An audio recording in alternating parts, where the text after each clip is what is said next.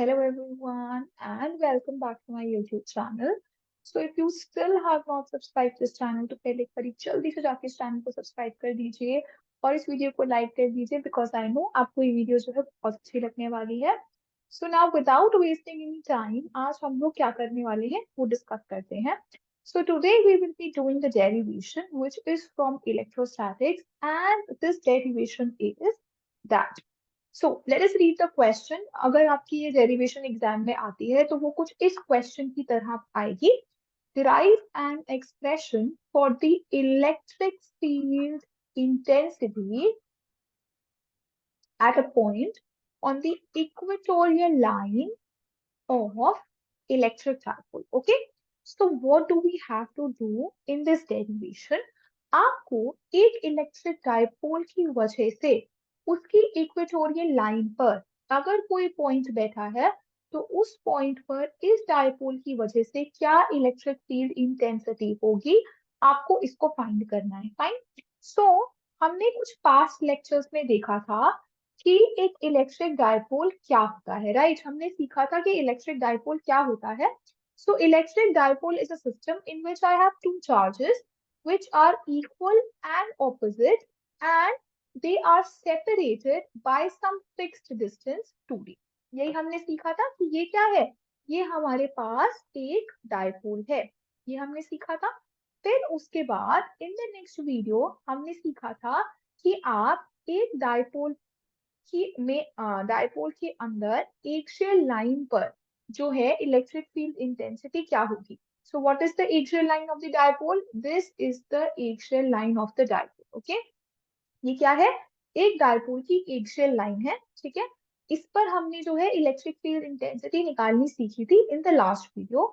What we will be doing today in this video we will learn how to derive the electric field intensity अगर कोई point जो है वो equatorial line पर है of the electric dipole.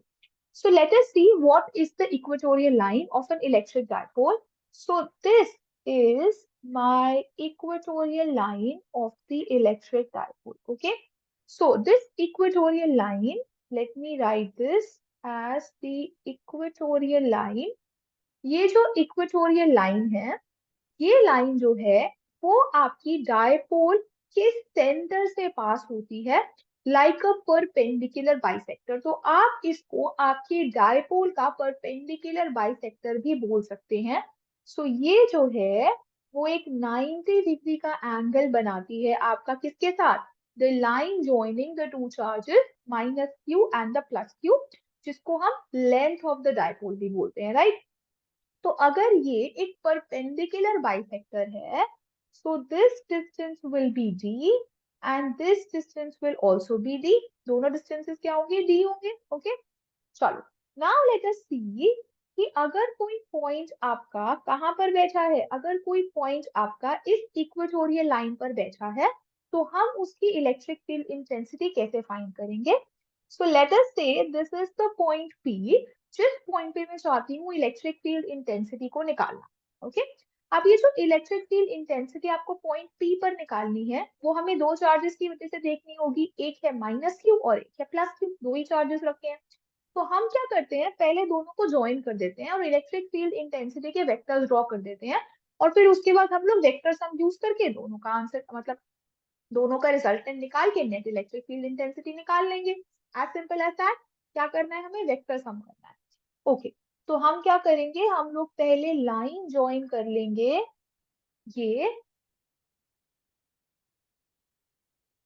तो अब समझदार बच्चों को पता है कि ये क्या है, एक आइसोसेलेस ट्रायंगल है. कैसे, देखो हमने बोला जो पॉइंट पी है वो इस इलेक्ट्रिक डायपोल से आर डिस्टेंस अवे है. ठीक है, ये क्या है, आर डिस्टेंस अवे है इलेक्ट्रिक डायपोल से.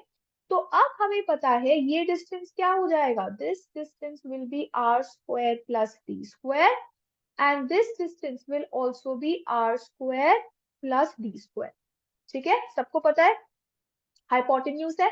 अब हम लोग क्या देखेंगे, अब हम लोग इलेक्ट्रिक फील्ड इंटेंसिटी को मार्क करते हैं. ठीक है, अब किसी बच्चे ने बोला मैम देखो दोनों चार्जेस जो है उनका सेम मैग्नीट्यूड है ना, दोनों चार्जेस का सेम मैग्नीट्यूड है, दोनों चार्जेस इक्वल डिस्टेंस पर रखे हैं, है ना, दोनों चार्जेस इक्वल डिस्टेंस पे रखे हैं और दोनों चार्जेस का इक्वल मैग्नीट्यूड है, तो इसको हम लोग हटा देते हैं पहले, और फिर हम लोग लिखेंगे दैट अगर दोनों चार्जेस इक्वल डिस्टेंस पर रखे हैं पॉइंट पी से, दोनों चार्जेस का मैग्नीट्यूड सेम है, तो दोनों चार्जेस की जो नेट इलेक्ट्रिक फील्ड इंटेंसिटी है उसका मैग्नीट्यूड क्या होगा। So let us right the electric field intensity, electric field intensity at point P due to Q1 charge, जिसको आप क्या बोलते हैं, इसको मैं Q1 बोल देती हूँ, इसको मैं Q2 बोल देती हूँ, या फिर आप इसको Q1 Q2 की जगह क्या बोल सकते हो, सिर्फ प्लस Q चार्ज बोल सकते हो कि भाई जो प्लस, अच्छा Q1 मैंने माइनस Q लिया है, so due to minus Q charge, due to minus Q charge is equal to electric field intensity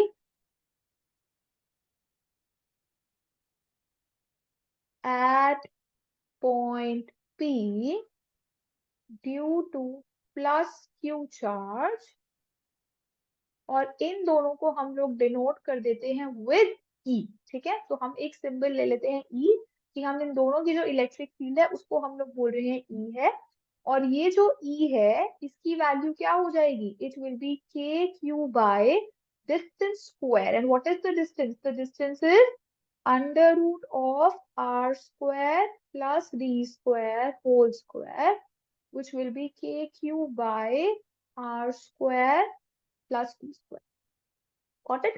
So this is the magnitude of the electric field intensity. ये हम किसकी बात कर रहे हैं, हम लोग मैग्नीट्यूड्स की बात कर रहे हैं, हम लोग डायरेक्शंस की बात नहीं कर रहे हैं अभी, हम लोग क्या कर रहे हैं, मैग्नीट्यूड्स की बात कर रहे हैं, कि दोनों की जो मैग्नीट्यूड है Q1 की वजह से, माइनस Q की वजह से, और Q2 की वजह, Q2 जो कि प्लस Q है, दोनों चार्जेस की वजह से जो मैग्नीट्यूड है इलेक्ट्रिक फील्ड इंटेंसिटी का वो सेम है। डायरेक्शन की बात नहीं करी, अभी डायरेक्शन ड्रॉ करेंगे। ठीक है, चलो डायरेक्शन ड्रॉ कर लेते हैं जल्दी से। सो माइनस क्यू चार्ज की वजह से, सब लोग डायग्राम की तरफ देखेंगे, अब सब लोग माइनस क्यू चार्ज की तरफ देखेंगे। माइनस क्यू चार्ज की वजह से पी पॉइंट पर इलेक्ट्रिक फील्ड इंटेंसिटी क्या होगी, डायरेक्शन ड्रॉ करनी है। So the direction will be, अब इतनी बार समझा दिया है, दोबारा से रिपीट नहीं करूंगी कि डायरेक्शन कैसे देखते हैं। सो ये होगी direction of the electric field intensity due to minus Q charge. अब हम लोग देखते हैं plus Q charge, plus Q charge की तरफ देखेंगे अब सारे। प्लस क्यू चार्ज से पी पॉइंट पर इलेक्ट्रिक फील्ड इंटेंसिटी मार्क करनी है। So what will be the direction of electric field intensity, it will be this, this will be the direction of the electric field intensity. Okay, got it? अब देखेंगे कि ये जो side है, ये side इस साइड के इक्वल है, तो अगर मैं इस एंगल को थीटा बोल दूं, तो ये एंगल भी क्या हो जाएगा, थीटा हो जाएगा। ठीक है, दोनों एंगल क्या हो गए, थीटा हो गए। तो चलो अब मैं क्या करूंगी, अब हम लोग यूज करेंगे, क्या करेंगे, रिजॉल्व करेंगे वेक्टर्स को, वेक्टर्स को रिजॉल्व कर लेते हैं। तो हमें सबसे पहले देखना है कि ये जो ई वेक्टर्स हैं ये किसके साथ थीटा एंगल बनाते हैं। ठीक है, चलो थीटा को अब लेके जाते हैं अलग अलग जगह। अब देखो ये एंगल थीटा है, अगर ये एंगल थीटा है तो ये एंगल भी क्या होगा, ये एंगल भी हो जाएगा थीटा। इतना समझ आया सबको। अब देखो अगर ये एंगल थीटा है तो ये वाला एंगल भी होगा थीटा, और उससे हमें पता चलता है कि ये वाला एंगल भी क्या होगा, ये वाला एंगल भी होगा थीटा। तो हमारे पास क्या आ गया, हमारे को पता है कि जो ये ई वेक्टर्स हैं ये थीटा एंगल बना रहे हैं किसके साथ, हॉरिजॉन्टल लाइन के साथ। ये जो हमारी हॉरिजॉन्टल लाइन है इसके साथ थीटा एंगल बना रहे हैं। तो अब हम रिजॉल्व कर सकते हैं। ठीक है, तो पहले हम किसको रिजॉल्व करते हैं, पहले हम लोग रिजॉल्व करते हैं इसको, इस वाली इलेक्ट्रिक फील्ड को। ठीक है, इस वाली इलेक्ट्रिक फील्ड को जब मैं रिजॉल्व करूंगी, so I will get one component in this direction and one component in this direction। जो मेरा हॉरिजॉन्टल डायरेक्शन में कंपोनेंट है, सब बच्चे बोलेंगे कौन सा कंपोनेंट होगा, कॉस या साइन, कॉस। ठीक है, सो ये हो जाएगा ई कॉस थीटा और ये हो जाएगा ई साइन थीटा। आ गया सबको समझ कैसे आया? अब हम लोग कौन सा वेक्टर रिजॉल्व करेंगे? ऊपर वाला। चलो ये वाला वेक्टर रिजॉल्व। जब हम इसको रिजॉल्व करेंगे तो ये दो कंपोनेंट्स में रिजॉल्व होगा। किन किन कंपोनेंट्स में? एक होगा हॉरिजॉन्टल, ये कंपोनेंट कौन सा होगा? ये होगा cos थीटा, और एक होगा vertical which is E sine theta. अब बच्चों को साफ साफ दिख रहा है, क्या दिख रहा है? कि ई साइन थीटा और ई साइन थीटा तो कैंसिल हो रहे हैं, है ना? दोनों कैंसिल हो रहे हैं। और ई कॉस थीटा और ई कॉस थीटा ऐड हो रहे हैं। दिख रहा है सबको? साफ साफ दिख रहा है ई साइन थीटा और ई साइन थीटा। चलो भाई लेजर से दिखा देते हैं। ई साइन थीटा और ई साइन थीटा ये ऑपोजिट डायरेक्शंस में लग रहे हैं, है ना? ऑपोजिट डायरेक्शंस में लग रहे हैं। So they will cancel out, and जो आपके ई कॉस थीटा है ये जो है वो क्या हो रहे हैं? They are in the same direction, so what will happen? They will add up.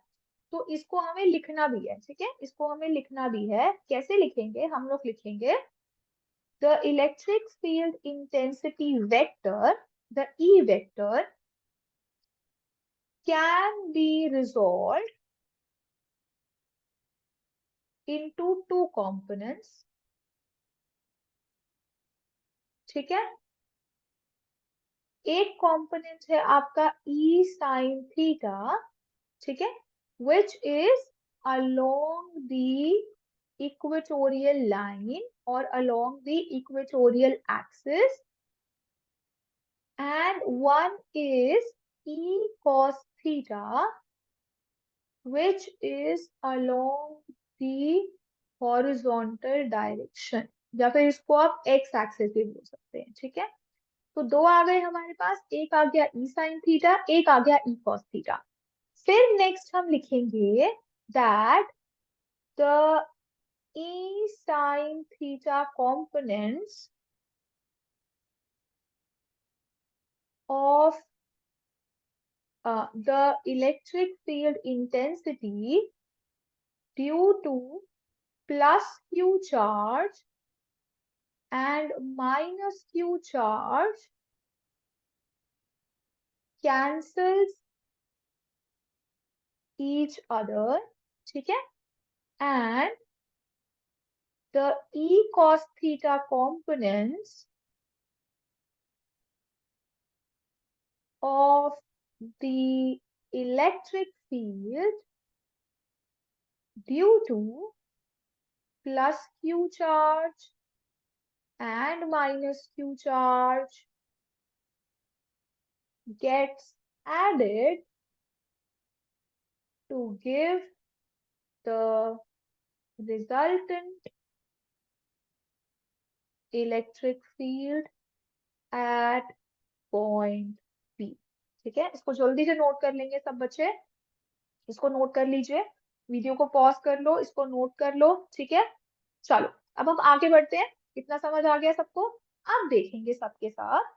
अब क्या देखेंगे? अब देखेंगे कि हमें क्या चाहिए था? नेट इलेक्ट्रिक फील्ड चाहिए थी पी पॉइंट पे।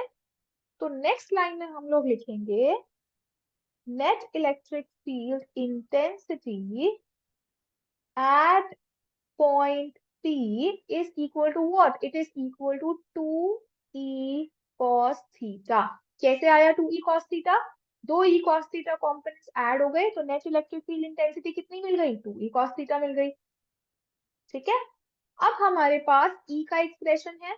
E का एक्सप्रेशन क्या है? E का एक्सप्रेशन है हमारे पास ये E का एक्सप्रेशन है। तो हम लोग इस E के एक्सप्रेशन को यहाँ पे पुट करेंगे और हमें मिल जाएगा कुछ ये, ठीक है? पर अभी भी आंसर इनकम्प्लीट है। क्यों है आंसर इनकम्प्लीट? क्योंकि हमें cos थीटा की वैल्यू पुट करनी है ना? हमें cos थीटा की वैल्यू पुट करनी है। हमें जो आंसर देना है वो एंगल के टर्म्स में नहीं देना, हमें किन पैरामीटर्स के टर्म्स में देना है? हमें देना है चार्ज के टर्म्स में, हमें देना है डायपोल मोमेंट के टर्म्स में। आप डायपोल मोमेंट के डेफिनेशन में चार्ज आता है ना? तो उसके टर्म्स में हमें आंसर देना है। हमारे को आर और डी के टर्म्स में आंसर देना है हमें कॉस थीटा। थीटा के टर्म्स में आंसर नहीं देना, theta is not the given parameter to us, okay. जब थीटा गिवन होगा तो थीटा के टर्म्स में देंगे, बट थीटा गिवन नहीं है, मतलब theta is not a given parameter, okay. So अब cos थीटा लिख लेते हैं डायग्राम से देखिए। cos थीटा क्या होता है, बेस्ड अपॉन हाइपोटेन्यूज, सबको पता है। तो cos थीटा किस ट्राइंगल को देखेंगे, सब लोग उसी ट्राइंगल को देख रहे हैं जिस ट्राइंगल को मैं देख रही हूँ। चलो मैम तो इस ट्राइंगल को देख रही हैं, और मुझे लग रहा है बच्चे भी यही ट्राइंगल देख रहे हैं, ठीक है। मुझे ये ट्राइंगल दिख रहा है और मुझे ये थीटा एंगल दिख रहा है।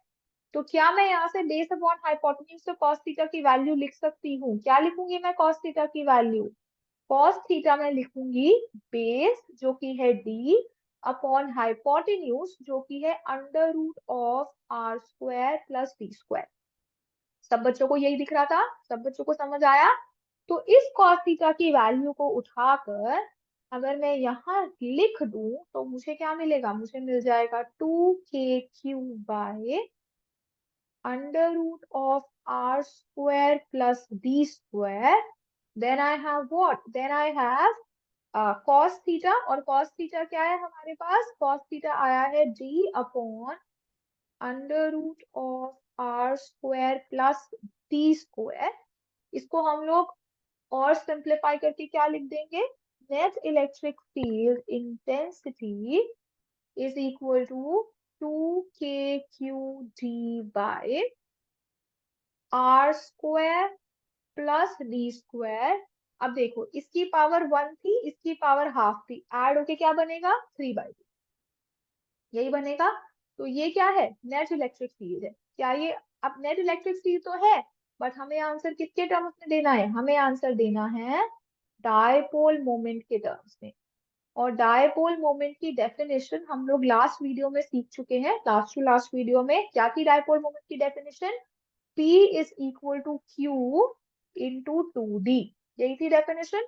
तो अब हम लोग इस चीज को, इस एक्सप्रेशन को यहाँ पुट करेंगे, तो नेट इलेक्ट्रिक फील्ड इंटेंसिटी हमारे पास क्या आ जाएगी, हमारे पास आ जाएगी k t divided by are square plus D square raise to power 3/2। चलो हम चेक कर लेते हैं क्या यही एक्सप्रेशन हमें निकालना था। हाँ जी, तो बहुत ही खूबसूरत एक्सप्रेशन आ गया है हमारे पास। क्या एक्सप्रेशन आया है, that net electric field is K P by are square plus D square 3/2, okay. अब समझदार बच्चे बोलेंगे मैम ये जो हमने इलेक्ट्रिक फील्ड निकाला है, ये तो आपने इसका मैग्नीट्यूड निकाला है ना, इसकी डायरेक्शन क्या है, इसकी डायरेक्शन कैसे लिखेंगे हम लोग?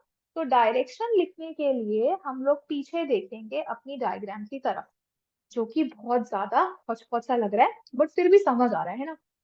चलो अब हम लोग देखेंगे कि जो ये डायग्राम है उसके अंदर what is the direction of P, ठीक है। पी की क्या डायरेक्शन होती है, डायपोल मोमेंट की क्या डायरेक्शन होती है, it is from minus Q charge to plus Q charge, यही डायरेक्शन होती है ना, it is from minus Q charge to plus Q charge. So अगर पी की डायरेक्शन माइनस क्यू से प्लस क्यू है और हमारी जो इलेक्ट्रिक फील्ड इंटेंसिटी है उसकी डायरेक्शन क्या है, जो इलेक्ट्रिक फील्ड डेंसिटी है उसकी जो डायरेक्शन है that is what, that is opposite to the direction of the dipole moment. जो आपकी डायपोल मोमेंट की डायरेक्शन है उससे ऑपोजिट डायरेक्शन है आपकी इलेक्ट्रिक फील्ड इंटेंसिटी की direction. So I can write that net electric field is equal to minus of Q। आया सबको समझ में हमने कैसे लिखा, कैसे लिखा, डायपोल मोमेंट की डायरेक्शन क्या है, माइनस क्यू से प्लस क्यू। अगर डायपोल मोमेंट की डायरेक्शन माइनस क्यू से प्लस क्यू है, ये डायपोल मोमेंट की डायरेक्शन है, और इलेक्ट्रिक फील्ड जो नेट आ रहा है आपके पास वो किस डायरेक्शन में है, वो इस डायरेक्शन में है। तो हमारे पास क्या है कि जो मेरी इलेक्ट्रिक फील्ड इंटेंसिटी है वो opposite to the direction of P है। तो इसीलिए हमने यहाँ पर क्या लिखाया है, माइनस का साइन लगाया है, because the direction of the net electric field intensity is opposite to the direction of the dipole moment। I hope सबको इतना समझ आया हो कि ये डायरेक्शन हमने कैसे लिखी है। So what does this negative sign over here resembles? ये नेगेटिव साइन हमें क्या बताता है? What is the significance of this negative sign? The significance of this negative sign is just that जो हमारी नेट इलेक्ट्रिक फील्ड इंटेंसिटी है उसकी जो डायरेक्शन है, direction of net electric field intensity is opposite to the direction of dipole moment. ठीक है, simple. आगे सबको समझ कैसे आया ये डायरेक्शन वाला फंडा? ठीक है, तो हमको यही एक्सप्रेशन फाइंड करना था and this is our final expression. तो इसको हम लोग वर्ड्स में कैसे लिखेंगे? हमने बेसिकली जो डेरिवेशन में पूछा था उसको हमें वर्ड्स में लिखना है, तो हम लोग इसको वर्ड्स में कैसे लिखेंगे? The net electric field intensity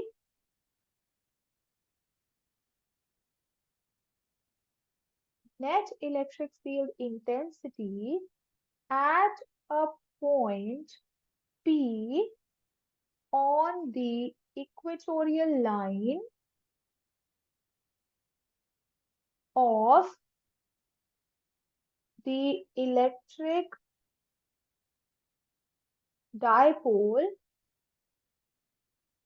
of length 2d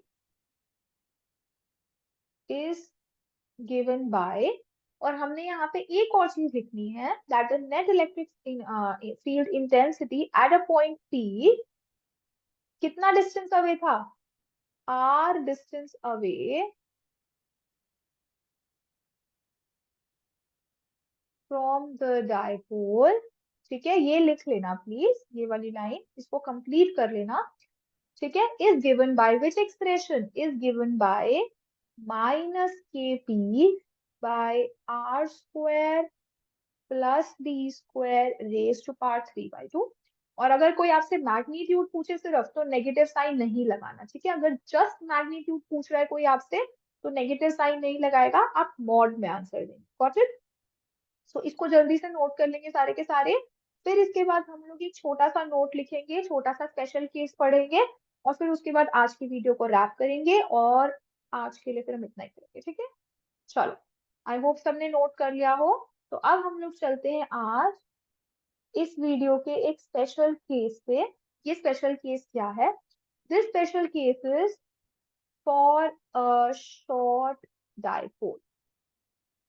तो जब एग्जाम में डेरिवेशन आती है तो कैसे आती है? जब एग्जाम में डेरिवेशन आती है तो डेरिवेशन कुछ इस तरीके से आती है कि ये क्वेश्चन, सॉरी, कि ये क्वेश्चन तो लिखा होगा derive an expression for the electric field intensity at a point on equatorial line of electric dipole. इसके बाद लिखा होगा find an expression for the और you know give an approximate expression for the electric field intensity for a short dipole. Okay, क्या होगा कि आपको एक अप्रोक्सीमेट इलेक्ट्रिक फील्ड इंटेंसिटी बतानी होगी फॉर अ शॉर्ट डायपोल। तो वो हम लोग अब निकालना सीखेंगे। जनरली एक या 1.5 मार्क्स का ना डेरिवेशन के साथ एक सेकंड पॉइंट दे देते हैं कि आपको क्या करना है, एक शॉर्ट डायपोल के लिए एक अप्रोक्सीमेट इलेक्ट्रिक फील्ड इंटेंसिटी का एक्सप्रेशन बताना है ऑन द इक्वेटोरियल लाइन।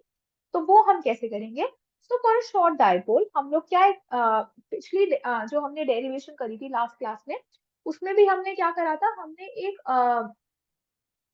एक अप्रोक्सीमेशन लिया था कि शॉर्ट डायपोल के केस में क्या होता है। हम लोग बोलते हैं कि जो पॉइंट पी है जिसपे हम लोग इलेक्ट्रिक फील्ड इंटेंसिटी निकालना चाहते हैं वो बहुत ज्यादा दूर है as compare to the length of the dipole.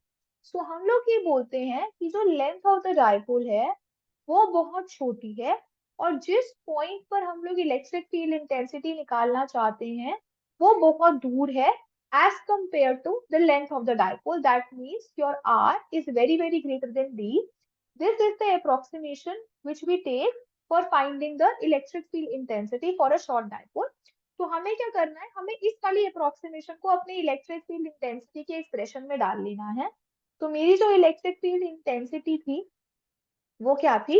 जो इलेक्ट्रिक फील्ड इंटेंसिटी थी वो थी E is equal to P k. अब मैं सिर्फ मैग्नीट्यूड लिख रही हूँ for some time, r square plus D square raise to power 3/2, यही आई थी मेरे पास। अब देखेंगे सब बच्चे कि अगर R जो है वो D से बहुत बड़ा है, तो इसका मतलब अगर मुझे ये पता है, सो आर स्क्वायर भी डी स्क्वायर से बहुत बड़ा होगा। अगर आर स्क्वायर भी डी स्क्वायर से बहुत बड़ा होगा, so we can say that r square plus D square is actually approximately equal to are square. हम लोग बोलते हैं कि भाई अगर मैं 1 करोड़ में अगर 10 रुपए ऐड कर दूं, तो क्या मैं यही नहीं मैं 1 करोड़ है मेरे पास, ठीक है, मुझे मेरा भाई आके कहता है कि ये 10 रुपए रख ले, है ना, और मेरे से कोई पूछेगा अब तेरे पास कितने पैसे हैं, तो मैं क्या बोलूंगी, मेरे पास 1 करोड़ 10 रुपए है, या मैं ये बोलूंगी कि मेरे पास 1 करोड़ रुपए है? अरे भाई उस 10 रुपए की वैल्यू कुछ है ही नहीं 1 करोड़ के आगे, है ना। तो इसीलिए हम लोग क्या करेंगे, हम लोग इस R square plus D square को approximately equal to are square मान लेंगे, और हम बोलेंगे कि जो इलेक्ट्रिक फील्ड इंटेंसिटी है वो क्या है, that is equal to P K by are square raise to power 3/2।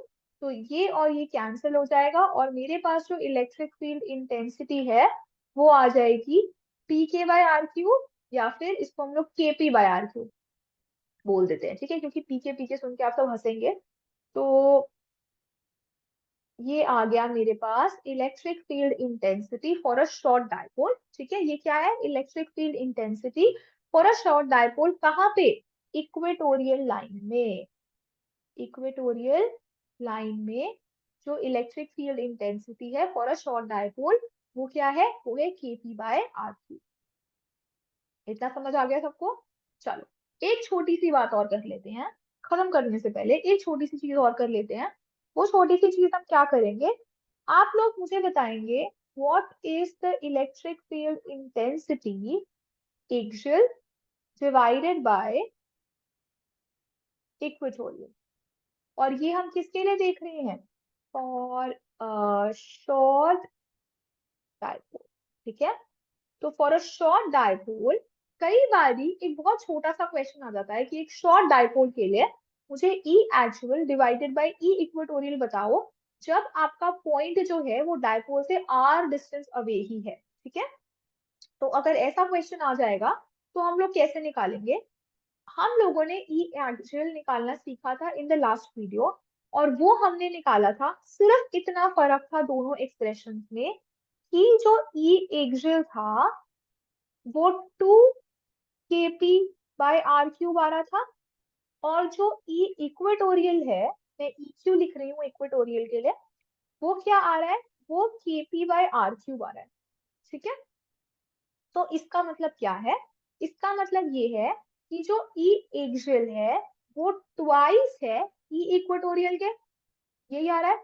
So what will this ratio give me, ये रेशियो मुझे क्या देगी, अगर आपके पास पेपर में ऐसे क्वेश्चन आ जाता है तो आप पहले ई एक्सियल का मुझे एक्सप्रेशन लिख के देंगे, फिर आप ई इक्वेटोरियल का एक्सप्रेशन लिख के देंगे, फिर आप दोनों एक्सप्रेशंस को इस रेशियो में पुट करेंगे, तो जब मैं इस रेशियो में पुट करूंगी मुझे साफ साफ दिख रहा है 2 kp बाय आर क्यूब, तो अगर मैं डिवाइड करूंगी kp बाय आर क्यूब से तो मेरे पास क्या बचेगा, 2 बचेगा, ये सारा कुछ कैंसिल हो जाएगा, ठीक है।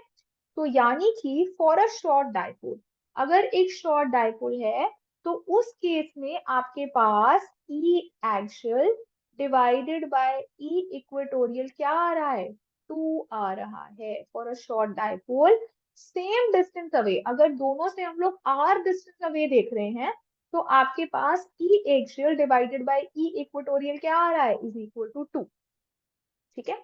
एक और छोटा सा पॉइंट, लास्ट पॉइंट, पक्का प्रॉमिस, छोटा सा लास्ट पॉइंट ये है कि आपको ये चीज ध्यान रखनी है, ये फॉर्मूला याद करना बहुत आसान है, क्यों याद है, याद करना आसान है, देखो एक छोटी सी टिप दूंगी, जब आप इलेक्ट्रिक फील्ड किसी एक पॉइंट चार्ज की वजह से देखते हैं, जब आप इलेक्ट्रिक फील्ड किसी पॉइंट चार्ज की वजह से, किसी मोनोपोल की वजह से देखते हैं, तो आपको याद होगा कि जो इलेक्ट्रिक फील्ड का एक्सप्रेशन होता है वो होता है के क्यू बाय आर स्क्वायर।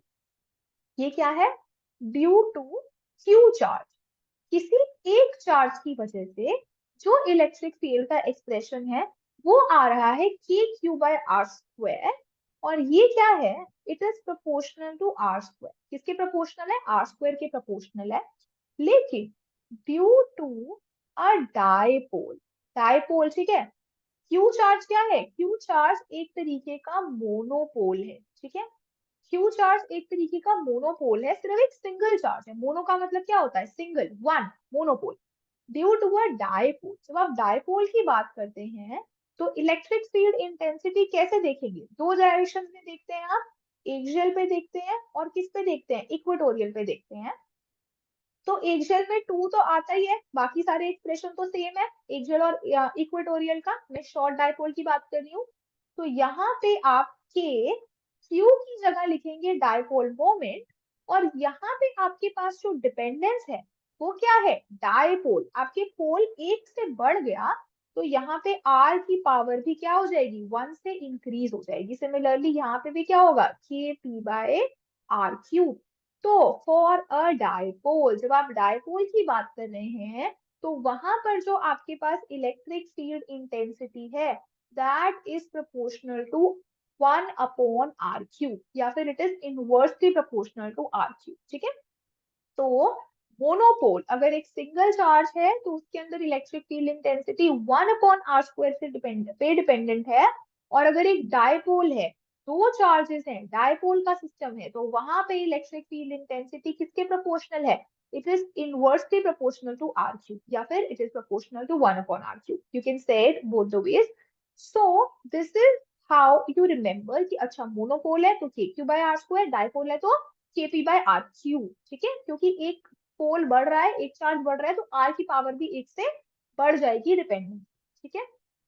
तो मुझे जिस ये डिफरेंस बताना था आपको, एक सिंगल चार्ज का और एक डायपोल का, दोनों की वजह से जो इलेक्ट्रिक फील्ड इंटेंसिटी है, उस इलेक्ट्रिक फील्ड इंटेंसिटी की जो डिपेंडेंस है आर के ऊपर, वो डिपेंडेंस चेंज होती है ना। मोनोपोल के अंदर होती है r² और डायपोल के अंदर होती है r³। तो अगर आप इसको इस तरीके से याद रखेंगे कि हाँ ठीक है डिपेंडेंस ऐसे चेंज हो रही है, तो आपको बोझ नहीं लगेगा कि अरे यार ये फॉर्मूला याद करना था, फिर ये वाला फॉर्मूला याद करना था। नहीं नहीं नहीं, ठीक है। आपको क्या करना है? आपको आसान आसान तरीके ढूंढने हैं, सिमिलैरिटीज ढूंढनी है जब आप चीजों को लर्न कर रहे हैं, क्योंकि आप अब इतने सारे फॉर्मूलाज याद रखने हैं। ठीक है। तो इसलिए हमें सिमिलैरिटीज ढूंढनी है कि अच्छा ये इससे मिलता जुलता है, ये इससे ऐसे चेंज हो रहा है, तो make a pattern and learn it that way. Okay. तो आई होप आपको ये अच्छे से समझ आ गया हो जो मैं आपको सिखाना चाह रही थी इस वीडियो में। तो अगर आपको ये वीडियो अच्छी लगी हो तो डेफिनेटली लाइक करिए इस वीडियो को। Do comment if you have any doubts. अगर आपको लगता है कि आपको कोई डाउट है, आपको कोई पॉइंट समझ नहीं आया, ठीक है, तो you can ask me in the comment section. And do share this video with all your friends. और अगर आपने चैनल अब तक सब्सक्राइब नहीं करा है तो पहले जल्दी से जाके चैनल को सब्सक्राइब कर दीजिए। Thank you so much for watching this video, and I will meet you all in the next video. So bye bye till then. Bye bye.